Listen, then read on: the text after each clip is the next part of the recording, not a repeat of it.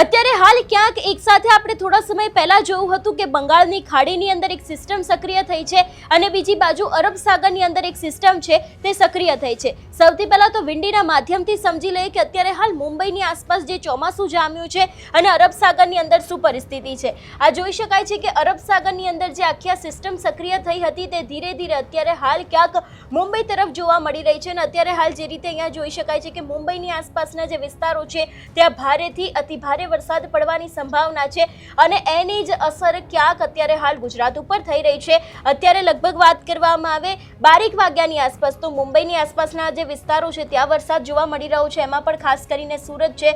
રાજકોટમાં પણ ક્યાંક સૌરાષ્ટ્રમાં પણ હળવોથી મધ્યમ વરસાદ છે તે પડી શકે એવી સંભાવનાઓ અત્યારે હાલ જોવા મળી રહી છે। બીજી બાજુ વાત કરવામાં આવે કે જે રીતે આખો આ મુંબઈનો વિસ્તાર છે ત્યાં પણ ક્યાંક વરસાદ છે તે ભારે પડી શકે છે એવી શક્યતાઓ અત્યારે હાલ પૂરતી જોવા મળી રહી છે। એ બાદની જો વાત કરવામાં આવી કે લગભગ બપોરે 2 વાગ્યાની આસપાસ આ વાતાવરણ કેવું રહેવાનું છે, આપણે જે રીતે જોઈ શકાય છે કે ધીરે ધીરે હવે આજે આખું ચોમાસું છે તે મુંબઈ તરફ આજના દિવસે અથવા તો પછી થોડાક જ સમયની અંદર પહોંચી શકે છે એવી શક્યતા છે અને એ બાદ લગભગ આજથી 2 કે 3 દિવસ પછી તરત જ આજે ચોમાસું છે તે ગુજરાતમાં પણ પ્રવેશ કરી શકે છે એવી શક્યતા છે। જે રીતે અત્યારે હાલ જોઈ શકાય છે કે સુરતની અંદર વરસાદ છે તે જોવા મળી રહ્યો છે, વાપીની અંદર વરસાદ જોવા મળી રહ્યો છે। વાત કરવામાં આવે મધ્ય ગુજરાતની તો મધ્ય ગુજરાતમાં હજી સુધી કોઈ જેવી સંભાવના લાગી નથી રહી, પણ હા ચોક્કસથી જે દરિયાકાંઠાના વિસ્તારો છે ત્યાં પણ ક્યાંક આની અસર છે તે વધારે અને મજબૂત થઈ શકે છે એવી શક્યતા છે। પણ ધીરે ધીરે આ જે વરસાદ છે તે અત્યારે હાલ આગળ વધી રહ્યો છે